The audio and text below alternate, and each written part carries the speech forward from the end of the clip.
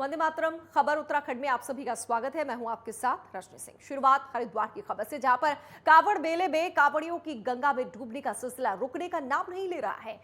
जल पुलिस और 40 वाहिनी पीएसी की रेस्क्यू टीम की ओर से लगातार गंगा के तेज बहाव में बह रहे कांवड़ियों का रेस्क्यू किया जा रहा है। आज 40 वाहिनी पीएसी की रेस्क्यू टीम की ओर से अंकुर सैनी को गंगा के तेज बहाव में बहते हुए रेस्क्यू किया गया है। दरअसल अंकुर सैनी गंगा में स्नान करते समय कांगड़ा घाट के समीप गहराई में तेज बहाव में बहने लगा। मौके पर मौजूद रेस्क्यू टीम 40 वाहिनी पीएसी के जवानों ने अंकुर सैनी का रेस्क्यू कर सकुशल गंगा के तेज बहाव से बाहर निकाला। इसी दौरान अंकुर सैनी को उनके घर वालों को सुपुर्द कर दिया गया है। अब तक 40 वाहिनी पीएसी की रेस्क्यू टीम की ओर से आधा दर्जन से ज्यादा कांवड़ियों का रेस्क्यू किया जा चुका है, मगर इसके बावजूद कांवड़िया पुलिस प्रशासन की तरफ से जारी की गई गाइडलाइन का पालन नहीं कर रहे हैं और गंगा में नहाते समय तेज बहाव में जा रहे हैं, जिस कारण ये हादसे हो रहे हैं। तो तस्वीर हम आपको दिखा रहे हैं हरिद्वार से। अभी तक आधा दर्जन जो कांवड़ियां हैं जो बह गए थे, उन्हें रेस्क्यू किया गया है। गंगा में तेज बहाव में डूबने का सिलसिला लगातार जारी है, क्योंकि पहला सावन का सोमवार और ऐसे में कांवड़िया जब गंगा में जल लेने के लिए जाते हैं तो दूर चले जाते हैं और उसका नतीजा ये होता है कि तेज बहाव में बहते हुए चले जाते हैं। आप देखिए किस तरीके से रेस्क्यू किया जा रहा है। जल पुलिस के साथ साथ पीएसी के जो जवान हैं वो रेस्क्यू कर रहे हैं। गंगा के तेज बहाव में डूबे एक कांवड़िया को निकाल लिया गया है और अभी तक अगर कुल की बात की जाए तो आधा दर्जन ऐसे कांवड़िया है जिन्हें निकाल लिया गया है। लोगों से बार बार अपील की जा रही है, जब भी आप जाएंगे वहां पर साफ लिखा रहेगा कि गहराई में ना जाए और बाकायदा वहां पर तैयारी भी की गई है, लेकिन इन सबके बीच जो कांवड़िया है मानते नहीं है, गाइडलाइंस का पालन नहीं करते और उसका नतीजा क्या होता है ये देखिए। हम आपको दिखा भी रहे हैं, गंगा में बहते चले जाते हैं और उसके बाद रेस्क्यू किया जाता है। रेस्क्यू कर लिया गया, एक कांवड़िया को निकाल लिया गया है, लेकिन अगर ऐसे हादसे बार बार होते हैं तो सवाल उठना लाजमी है कि आखिर कहां लापरवाही हो रही है, कहां कोताही बरती जा रही है। और हरिद्वार से हमारे संवाददाता राजकुमार पाल इस वक्त फोन लाइन पर जुड़ चुके हैं। राजकुमार, अभी तक और क्या जानकारी है, कितने लोगों को रेस्क्यू किया गया? जी बिल्कुल रजनी, आपको बताना चाहेंगे कि जिस तरीके से कांवड़ मेले की शुरुआत हो चुकी है, लाखों की संख्या में धर्मनगरी हरिद्वार में कांवड़ियों का पहुंचने का सिलसिला लगातार जारी है। उसी पर चलते जो कांवड़ी है, कुछ कांवड़ी जो है गंगा में बीच में नहाने के लिए पहुंच जाते हैं और तैरने की कोशिश करते हैं, जिससे तेज बहाव के कारण वो बह जाते हैं, जिसको बचाने के लिए यहाँ पर जल पुलिस और पीएसी 40वीं वाहिनी के जवान यहाँ पर तैनात किए गए हैं, जिसके तहत इनका रेस्क्यू किया जा रहा है। लगातार ऐसे मामले सामने आ रहे हैं। कई कांवड़ियों को आज भी आप तस्वीरों के माध्यम से देख सकते हैं कि किस तरीके से कांवड़ियों को जो है जल पुलिस के द्वारा और 40वीं वाहिनी पीएसी के द्वारा रेस्क्यू किया गया। कहीं ना कहीं ऐसे डूबने का सिलसिला लगातार जारी है। और राजकुमार, अभी तो ये शुरुआत है, पहला सावन सोमवार है, आगे इस तरीके के हादसे ना हो इसके लिए क्या इंतजाम और पुख्ता किए गए हैं? बिल्कुल आपको बताना चाहेंगे कि जल पुलिस और पीएसी वाहिनी को लगातार तैनात किया गया है। वहीं रात के जरिए लगातार गश्त की जा रही है और अनाउंसमेंट के माध्यम से भी लगातार कांवड़ियों को सतर्क किया जा रहा है कि गंगा के तेज बहाव में नहाने के लिए ना जाएं और जो भी जाएंगे उनके साथ खिलाफ कार्रवाई भी की जाएगी। ऐसे मामले में वो बह भी सकते हैं, उनको लेकर सावधानी बरतनी चाहिए। लेकिन कुछ कांवड़िए ऐसे हैं जो तेज बहाव में जाने से डूबने का सिलसिला लगातार जारी देखने को मिलता है। लेकिन यहाँ पर जो है जल विभाग की टीम, जल पुलिस की टीम ने रेस्क्यू किया है और आने वाले समय में ऐसे ना हो उसके लिए लगातार वार्निंग भी दी जा रही है। प्रशासन तो सतर्क है, लेकिन लोगों को भी सावधान रहना होगा, गाइडलाइंस का पालन करना होगा इन हादसों से बचने के लिए। शुक्रिया राजकुमार पाल तमाम जानकारी हम तक पहुंचाने के लिए। मुख्यमंत्री पुष्कर सिंह धामी ने मुख्यमंत्री कैंप कार्यालय में नेशनल खेलो मास्टर्स गेम्स की स्वर्ण और कांस्य पदक विजेता फुटबॉल खिलाड़ियों को सम्मानित किया। इस अवसर पर मुख्यमंत्री ने सभी खिलाड़ियों को उनके अच्छे खेल प्रदर्शन के लिए बधाई दी। खेलो इंडिया के अंतर्गत आयोजित नेशनल खेलो मास्टर्स गेम्स का आयोजन दिल्ली के त्यागराज स्पोर्ट्स कॉम्प्लेक्स में 30 अप्रैल से 3 मई तक किया गया था। इसमें उत्तराखंड की 40 साल से अधिक आयु वर्ग और 50 साल के आयु वर्ग की फुटबॉल टीम ने प्रतिभाग किया था। देहरादून फुटबॉल एकेडमी के संस्थापक और head coach, Khelo masters game foundation of Uttarakhand के महासचिव वीरेंद्र सिंह रावत ने कहा कि खेलों को बढ़ावा देने के लिए खेलो इंडिया फिट इंडिया का अभियान युवाओं को प्रेरित कर रहा है। खेलो इंडिया फिट इंडिया अभियान के क्रम में खेलो मास्टर्स गेम्स का आयोजन किया गया। इसमें पूर्व राष्ट्रीय और अंतर्राष्ट्रीय खिलाड़ियों ने प्रतिभाग किया।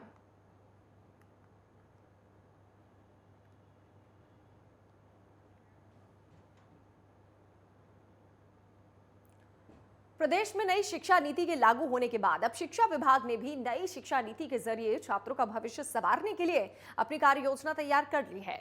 इसके लिए गढ़वाल मंडल के अपर निदेशक माध्यमिक शिक्षा महावीर विष्ट ने गढ़वाल मंडल के समस्त खंड शिक्षा अधिकारियों को निर्देशित किया है कि वो छात्रों के बीच पहुंचकर नई शिक्षा नीति की जानकारी छात्रों को दें।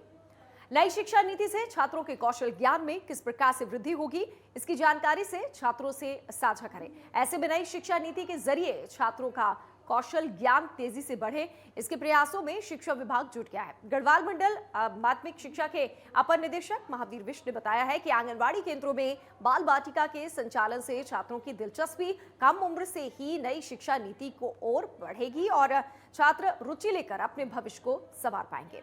वहीं नई शिक्षा नीति को अपनाने के बाद छात्र का कौशल विकास इस कदर बढ़ेगा कि वो नौकरी तलाशने के बजाय नौकरी प्रदान करने की क्षमता रखेंगे।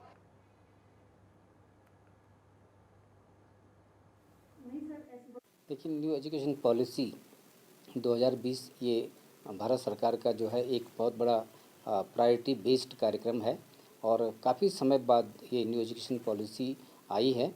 और इस न्यू एजुकेशन पॉलिसी में हटकर ये है कि बच्चों को कौशलात्मक ज्ञान देने की बात कही गई है कि वो कुछ सीखें और अपने पैरों पे खड़े हों, रोज़गार लेने वाले न बने बल्कि रोज़गार देने वाले बने। ऐसी हमारी न्यू एजुकेशन पॉलिसी का मेन धारणा है। पूर्व मुख्यमंत्री त्रिवेंद्र सिंह रावत नई टिहरी पहुंचे। इस दौरान उन्होंने बीजेपी के कार्यकर्ताओं से वन विभाग के गेस्ट हाउस नई टिहरी में मुलाकात की। इस अवसर पर उन्होंने कहा कि टिहरी झील एक डेस्टिनेशन हब के रूप में बहुत जल्द उभरेगी। उन्होंने कहा कि करीब 2100 करोड़ की स्वीकृति भी मिल गई है।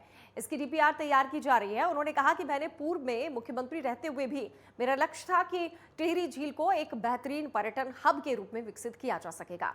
इसका परिणाम है कि करीब 2100 करोड़ की रुपए की स्वीकृति मिली है।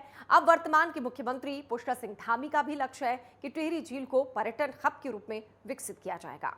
उनके नेतृत्व में टिहरी झील विकास के लिए डीपीआर भी तैयार की जा रही है और बहुत जल्द ही इसका परिणाम धरातल पर विभिन्न योजनाओं के उतरने से दिखाई देगा। उन्होंने कहा कि इन योजनाओं के साथ साथ एक इंटरनेशनल स्कूल की स्थापना की जाएगी, क्योंकि देश विदेश के छात्र यहाँ पर पढ़ने के लिए आएंगे। यहाँ की आर्थिकी मजबूत होगी और स्थानीय लोगों को इसका लाभ मिलेगा। हमारी सरकार संकल्पबद्ध है और टिहरी झील के आसपास के इलाकों में एक बेहतर पर्यटक स्थल के रूप में विकसित होगी, ताकि यहाँ के लोगों को रोजगार मिले।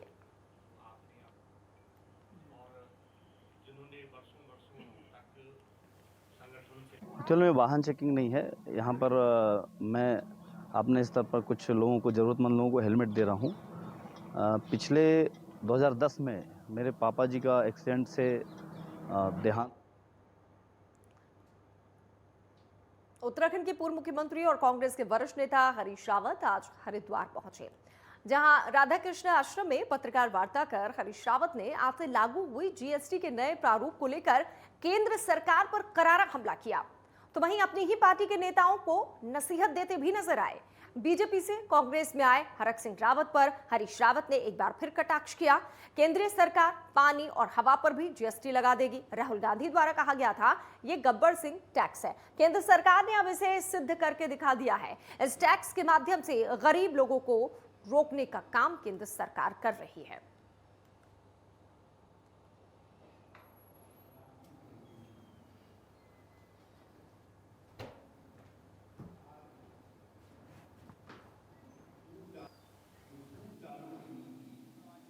आटा चावल तो छोड़ो, गाय और भैंस के थनों पर भी जीएसटी लगा दी है। गाय के और भैंस के थनों से निकलने वाला और खुद पानी पर भी जीएसटी लगा देंगे, तो हवा पर भी जीएसटी लगा देंगे। तो ये जो है, जो राहुल जी कहते थे कि ये गब्बर सिंह टैक्स है, और केंद्र सरकार ने सिद्ध कर दिया है कि वास्तविक अर्थों में गब्बर सिंह टैक्स है, और जहां से निकल सकता है गरीब को, आम आदमी को, मध्यम वर्ग को लूटा जा रहा है। खबर पिथौरागढ़ से है, जहां बीजेपी शीर्ष नेतृत्व के निर्देश पर पिथौरागढ़ जिला मुख्यालय में आज बीजेपी जिला कार्यकारिणी की एक बैठक का आयोजन किया गया।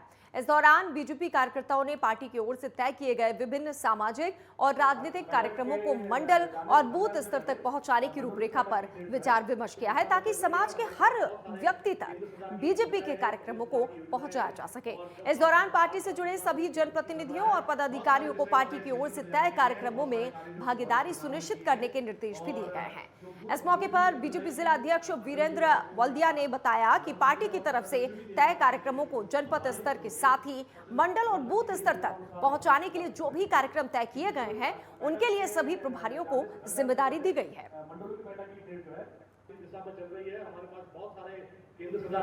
भारतीय जनता पार्टी उत्तराखंड प्रदेश के शीर्ष नेतृत्व के निर्देश पर हमारी जो राष्ट्रीय कार्य समिति संपन्न हुई है हैदराबाद में, उस राष्ट्रीय कार्य समिति में जितने भी सामाजिक और राजनीतिक कार्यों को लेकर पार्टी ने संकल्प लिया है, उन कार्यक्रमों का कैसे जनपद स्तर पर और मंडल स्तर पर, बूथ स्तर पर संचालन हो, इन सारे कार्यों का निर्धारण करने के लिए आज भारतीय जनता पार्टी जिला कार्यकारिणी की बैठक यहाँ पर बुलाई गई है, जिसमें मुख्य रूप से पार्टी द्वारा जो कार्यक्रम चलाए जाते हैं वर्ष भर, उन कार्यक्रमों की समीक्षा और उन कार्यक्रमों को बूथ स्तर तक संचालित करने के लिए व्यवस्था बनाई गई है। और इन कार्यक्रमों के माध्यम से जो हमारे जनप्रतिनिधि हैं, जो हमारे पार्टी के पदाधिकारी हैं, सभी को उन कार्यक्रमों में भागीदारी सुनिश्चित करने के लिए निर्देश दिए गए हैं। खबरें आगे भी जारी रहेंगी, लेकिन फिलहाल वक्त हो गया है छोटे से ब्रेक का। लौटेंगे ब्रेक के बाद।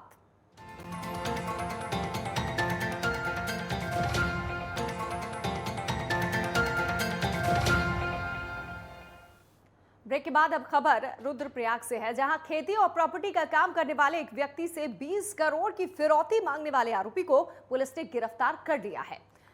इस मामले का खुलासा करते हुए एसएसपी उधम सिंह नगर मंजूनाथ टीसी ने कहा है कि आरोपी की पीड़ित व्यक्ति से जमीन को लेकर रंजिश थी। इसके चलते उसने फिरौती की मांग की थी और फिरौती ना देने पर जान से मारने की धमकी भी दी थी। 7/2022 को श्री फारूक अहमद पुत्र स्वर्गीय श्री चौधरी रईस अहमद निवासी शिमला पिस्तौर थाना कोतवाली रुद्रपुर में इनको एक कॉल आया था एक अज्ञात नंबर द्वारा, और अज्ञात नंबर द्वारा काफ़ी धमकाया गया और तत्काल 20 करोड़ रुपए जो है पैसे के रूप में रंगदारी देने के लिए डिमांड किया गया। ठीक है, तो ये जो हमारा वादी है काफ़ी रिच है, वेल टू डू है, लैंड्स है, बड़ी मात्रा में लैंड्स है बहेड़ी में, और अलग अलग बिजनेस भी करते हैं, तो काफ़ी रईस है। तो ऐसे व्यक्ति को रंगदारी का कॉल आना बड़ा सीरियस मैटर होता है, इसीलिए हमने तत्काल ज़्यादा कॉल के आधार पर ही हमने तहरीर को लेकर हमने FIR number 454/2022 under section 384 506 IPC हमने तत्काल पंजीकृत कर दिया। देहरादून नवनियुक्त जिलाधिकारी सोनिका सिंह ने आज पदभार संभाला है। इसी दौरान डीएम ने अपनी प्राथमिकता गिनाई। इसमें सोनिका सिंह ने कहा कि सबसे पहले प्राथमिकता जिले में चल रही कांवड़ यात्रा को सुव्यवस्थित तरीके को लेकर और देहरादून शहर में लंबे समय से चल रहे स्मार्ट सिटी के कार्य सहित जिले की स्वास्थ्य व्यवस्था को लेकर है। इसी के साथ नवनियुक्त जिलाधिकारी ने कहा कि आज पहले दिन ही जन सुनवाई की गई और लगभग 20 लोगों की शिकायतों का निस्तारण भी किया गया है।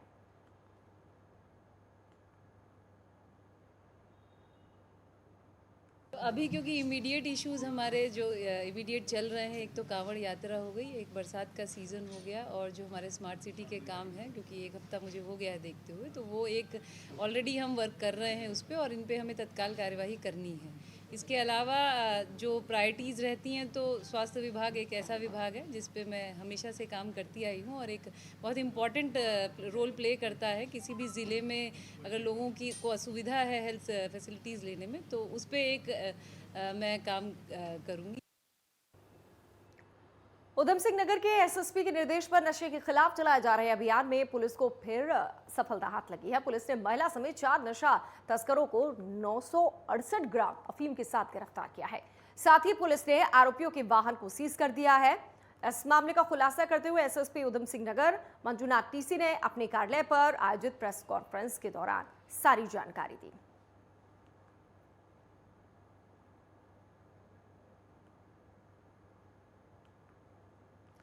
श्रीनगर में प्राइवेट कॉलेजों में एमबीबीएस में प्रवेश के नाम पर नोएडा की एजेंसी ने डॉक्टर से 31,26,000 रुपए हड़प लिए। पीड़ित ने एजेंसी के प्रबंधकों के खिलाफ धोखाधड़ी से रुपए हड़पने की तहरीर कोतवाली में दी है। उप जिला अस्पताल के डॉक्टर धीरज कुमार ने बताया कि नवंबर 2021 में नीट यूजी का रिजल्ट जारी हुआ था। टेस्ट को उनके बुआ के बेटे क्षितिज ने क्वालिफाई कर लिया था। रैंक के मुताबिक उसका नंबर प्राइवेट मेडिकल कॉलेज में आ रहा था।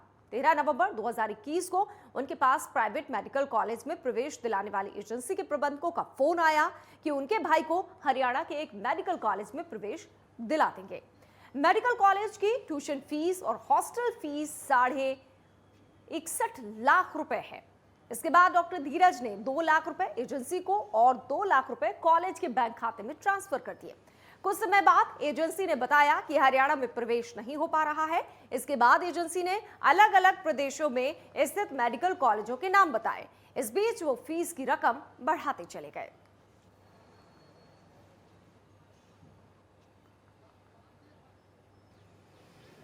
शिकायतकर्ता हैं डॉक्टर धीरज कुमार। उन्होंने अपने रिश्तेदार को MBBS में एडमिशन दिलाने के लिए AR ग्रुप कोई कम वो है AR ग्रुप, उसको 32-33 लाख रुपए दिए हैं एडमिशन के नाम पर। तहरीर दी गई है, इसमें अग्रिम कार्रवाई की जाएगी।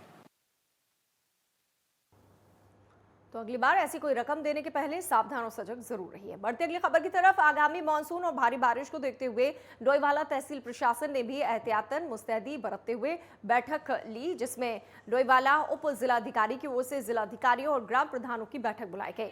इसके तहत आपदा प्रभावित क्षेत्रों में आपदा से निपटने के लिए विशेष तैयारी की गई है। साथ ही अधिकारियों की एक IRT यानी कि इंसिडेंट रिस्पांस टीम का गठन किया गया है, जो कि IRS टीम की तरह ही काम करेगी। बैठक के जरिए उप जिलाधिकारी अपने क्षेत्र के जनप्रतिनिधियों से आग्रह अपील की उन्होंने बारिश के दौरान घटित होने वाली घटना की जानकारी तुरंत टीम को दे सके। इसके अलावा मीडिया की ओर से दी गई सूचनाओं को भी विशेष तौर पर अमल में लाया जाए, जिससे कि समय रहते आपदा से निपटा जा सके। मॉनसून का समय प्रारंभ हो चुका है। डोईवाला में कुछ ऐसे क्षेत्र हैं जहां बाढ़ का समस्या या पानी के बढ़ने की समस्या रहती है, तो उसके संबंध में हमने समस्त ग्राम प्रधानों को आमंत्रित किया था। खंड विकास अधिकारी के द्वारा खंड विकास अधिकारी को निर्देशित किया था कि वो सभी को अवगत कराएंगे, ताकि हम ये जान सकें कि किसी ग्राम की कोई ऐसी समस्या है जिसका निस्तारण होना है आपदा के दृष्टिगत, कि आपदा से हम बचा पाएँ किसी गाँव को, या कोई ऐसी समस्या वो उठाना चाह रहे हैं जिसमें विभाग वाले उनको रिस्पॉन्ड नहीं कर रहे हैं। इसलिए ये बैठक का आयोजन किया था। इसमें ग्राम प्रधान के अलावा हमने अलग अलग विभाग के लोगों को भी बुलाया था, ताकि अगर वो कोई समस्या बताएं तो हम तत्काल उनका निस्तारण करें। डोईवाला के बुल्लावाला गांव में जल निगम की लापरवाही की वजह से लगातार पेयजल की समस्या बनी हुई है। इसको लेकर ग्रामीण कई बार इस समस्या की गुहार जल निगम से लगा चुके हैं। समस्या का समाधान ना होता देख आज ग्रामीणों ने ट्यूबवेल पर तालाबंदी कर जल निगम के अधिकारियों के खिलाफ जमकर नारेबाजी की। इस दौरान क्षेत्र पंचायत सदस्य राजेंद्र तड़ियाल ने कहा कि जब से बुल्लावाला गांव की पेयजल की जिम्मेदारी जल संस्थान से जल निगम के पास गई है, तभी से गांव में पानी की बार बार समस्या बनी हुई है और जल निगम के अधिकारी चैन की नींद सोए हुए हैं, जिन्हें ग्रामीणों की ये समस्या नहीं दिखाई देती। साथ ही जल निगम के अधिकारियों पर बरसते हुए कहा कि अधिकारी समस्या सुनने को तैयार नहीं है और ना ही फोन उठाने को तैयार है। साथ ही कहा कि वर्तमान में पाइपलाइनें बिछाए जाने का कार्य चल रहा है, जिसकी खुदाई JCB से की जा रही है और सड़कों को बीचों बीच खोदा जा रहा है। बाकी सड़क के किनारे खुदाई कर पाइपलाइन बिछाई जानी चाहिए और जल निगम के अधिकारी देखने तक को तैयार नहीं है। इन सभी समस्याओं को लेकर ट्यूबवेल पर तालाबंदी कर ग्रामीणों ने अपना गुस्सा जताया।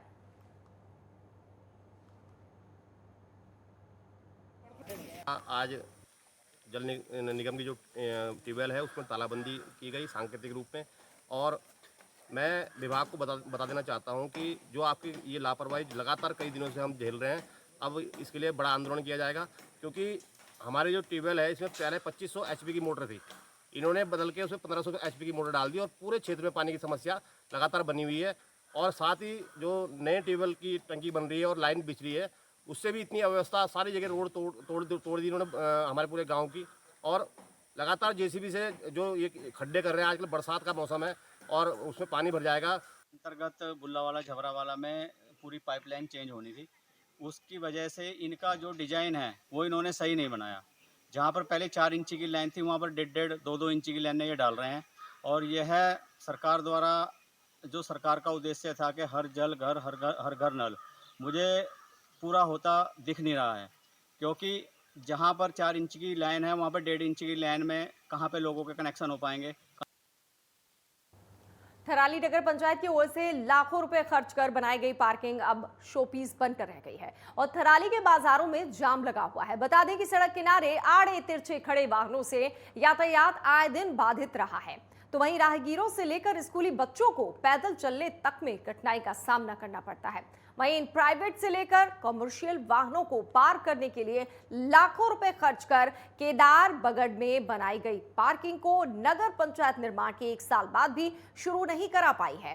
केदार बगड़ में एक नहीं दो पार्किंग बनकर तैयार है, जिनमें से एक लोक निर्माण की ओर से बनाई गई है और दूसरी नगर पंचायत थराली की ओर से बनाई गई है। लेकिन ना तो नगर पंचायत अपनी बनाई पार्किंग को शुरू करा पाया है और ना ही लोक निर्माण विभाग की बनाई गई पार्किंग को टेक ओवर कर पाया है। इसके चलते आए दिन थराली के बाजारों में जाम की स्थिति बनी हुई है।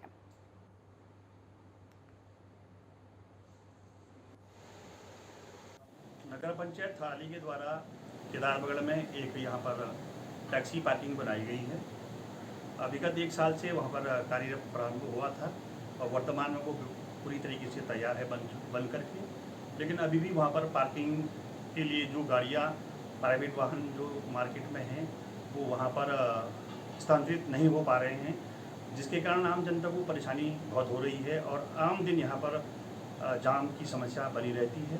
पंचायत थराली का तो पहले तो अपना ढांचा ही नहीं है। मैं अगर सच कहूँ आपको तो नगर पंचायत थराली की व्यवस्थाओं के मामले में ना उनके कोई कर्मचारी दिखाई देते हैं। पार्किंग बने हुए 4 साल से वो नगर पंचायत की पार्किंग बननी है और अभी तक उसका कार्य जो है कि पूर्ण नहीं हो पाया है।